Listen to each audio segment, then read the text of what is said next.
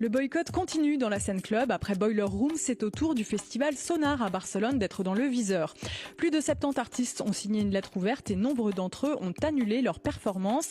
Un acte fort, car jouer au Sonar, c'est souvent un tournant dans une carrière de DJ et y renoncer, ce n'est pas anodin.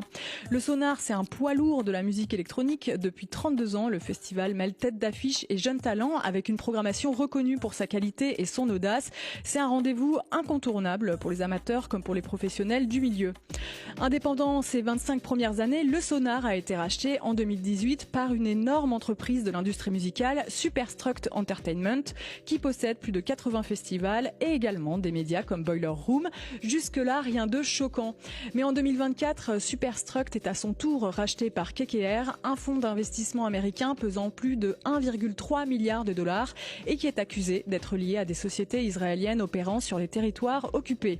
Alors même si l'on ne peut pas blâmer le Sonar pour aujourd'hui appartenir à KKR et que l'équipe de direction et de programmation du festival est restée la même, il reste que le boycott fait sens. Ce que dénoncent ces artistes, c'est l'incompatibilité de valeurs entre une scène artistique engagée et une société d'investissement qui est liée à l'occupation israélienne. On peut lire d'ailleurs dans la lettre ouverte adressée au festival, « Nous nous opposons à l'implication d'entreprises complices dans nos festivals et nos salles ». Ce boycott pourrait aussi avoir un impact sur la fréquentation du festival qui se tient la semaine prochaine. Les festivaliers espagnols sont particulièrement mobilisés en faveur de la Palestine. Même le ministre de la Culture espagnol s'est exprimé, affirmant que KKR n'était pas le bienvenu dans le pays.